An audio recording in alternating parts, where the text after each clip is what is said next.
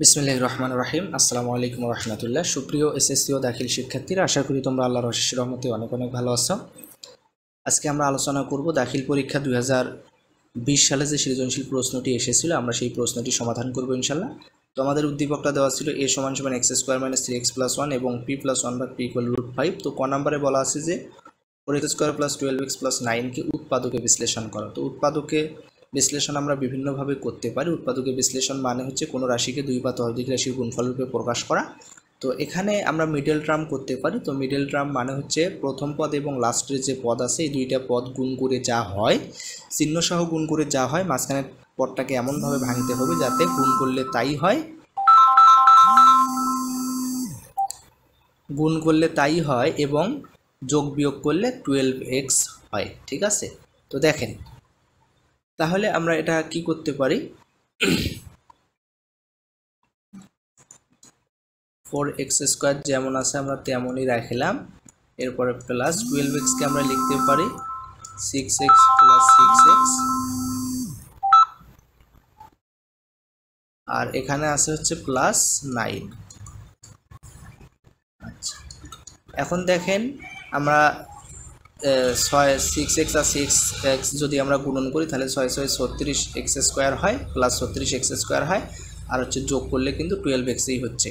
তো এই দুটার থেকে যদি আমরা যদি 2x কমন নেই, তাহলে 2x কমন নিলে এখানে থাকে হচ্ছে 2x, আর এখানে থাকে হচ্ছে +3, আর এই দুটার থেকে যদি 3 কমন নেই তাহলে থাকে হচ্ছে 2x + 3।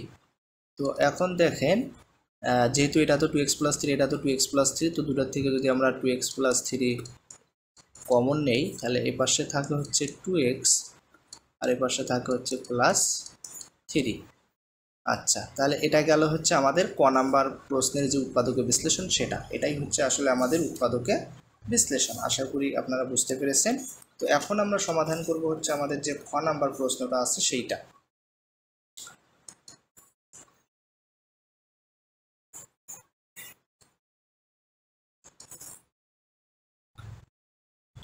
আচ্ছা, খ নাম্বারে আমাদেরকে কি বলা আছে যে a = 0 হলে a = x⁴ -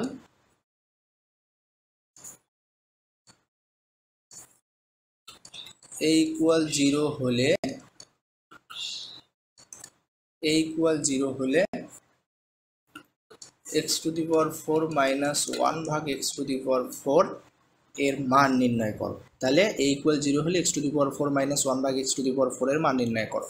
তো আমাদেরকে যেটা দেওয়া আছে, তো আমরা সেটার থেকে একটু শুরু করি। যে দেওয়া আছে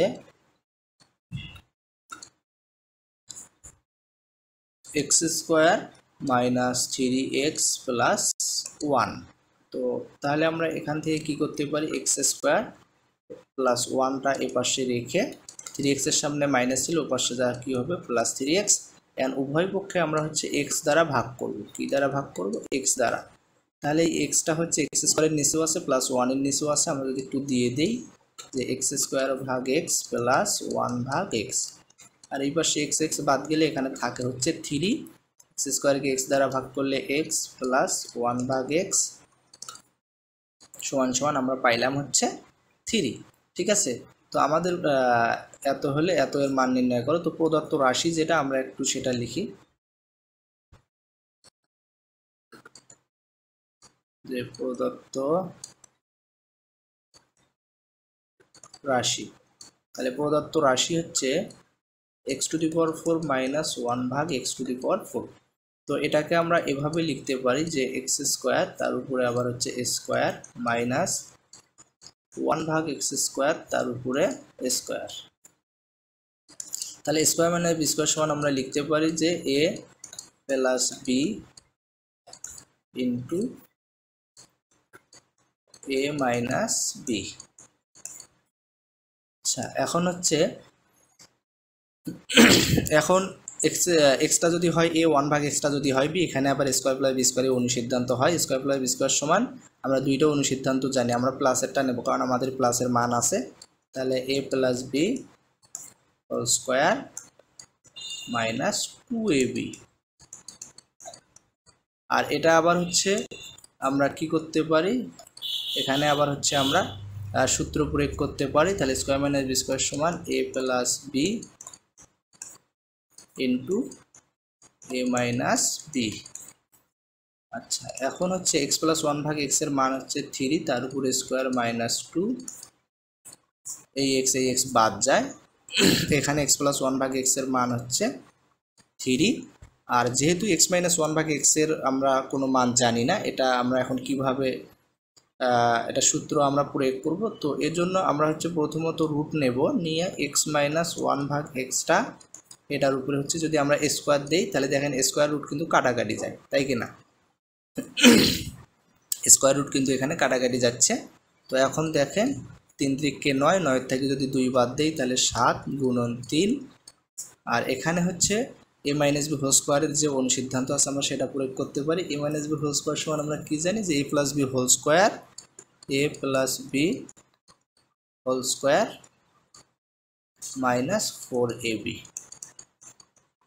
আর এটা আমাদের পুরোটার উপরেই রুটটা দিতে হবে, ঠিক আছে? তো এখান থেকে আসলে আমরা কি পাচ্ছি, 3 × 7 = 21। এখন এক্স প্লাস ওয়ান ভাগ এক্সের মান হচ্ছে কত? এক্স প্লাস ওয়ান ভাগ এক্সের মান হচ্ছে 3, এরপরে হচ্ছে তার উপরে আসে হলো স্কোয়ার মাইনাস 4, ঠিক আছে?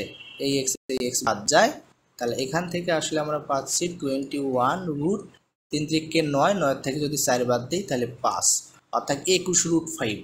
আমাদের x⁴ মাইনাস 1 ভাগ x⁴ এর মান হচ্ছে 21√5, ঠিক আছে? তো এটাই হচ্ছে খ নাম্বার প্রশ্নের অ্যান্সার। আশা করি আপনারা বুঝতে পেরেছেন। তো এখন আমরা সমাধান করব হচ্ছে আমাদের যে গ নাম্বার প্রশ্নটা আছে সেইটা।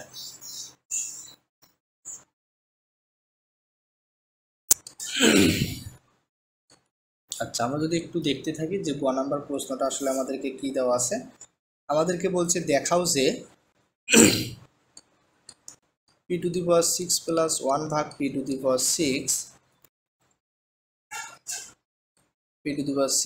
এর মান 18। p⁶ প্লাস 1 ভাগ p⁶ এর মান 18, এটা হচ্ছে আমাদেরকে দেখাতে বলতেছে। তো দেখেন যেটা দেওয়া আছে আমরা একটু লিখি, যে দেওয়া আছে কি দেওয়া আছে, p প্লাস 1 ভাগ p ইকুয়াল হচ্ছে √5। তো আমরা উভয় পক্ষে বর্গ করব, আচ্ছা, উভয় পক্ষে যদি বর্গ করি তাহলে এখানে আমাদের a প্লাস বি হোল স্কোয়ারের সূত্র হচ্ছে, তাহলে a প্লাস বি হোল স্কোয়ারের সূত্রটা আসলে কি, যে square plus 2ab plus B square. আচ্ছা, এরপরে হচ্ছে স্কোয়ার রুট কাটাকাটি গেলে থাকে হচ্ছে 5। তো এখন এখান থেকে আমরা আসলে কি পাই, যে p² প্লাস 1 ভাগ p² ইকুয়াল, এর পাশে আছে 5, আর পাশে প্লাস 2, পাশে যা হচ্ছে -2 ইকুয়াল হচ্ছে 3। তাহলে p² প্লাস 1 ভাগ p² ইকুয়াল আমরা পাইলাম হচ্ছে 3। এখন আমরা কি করব, উভয় পক্ষে ঘন করব। p² প্লাস 1 ভাগ p² এটাকেও ঘন করব, আর ডান পাশে যে 3 আছে তাকেও ঘন করব। তো আসলে ঘন করলে কি হয়, p²টা যদি হয় a, 1 ভাগ p²টা যদি হয় b, তাহলে a প্লাস বি হল কিউব। তাহলে a প্লাস বি হল কিউব সমান আমরা কি জানি, a কিউব। তাহলে a cube plus B cube, B হচ্ছে 1 ভাগ p², a cube plus B cube plus 3ab, 3a হলো p² b হলো 1 ভাগ p², 3ab into a plus b, a হলো p² b হলো 1 ভাগ p², আর এ পাশে 3 এর উপর 3 মানে 27।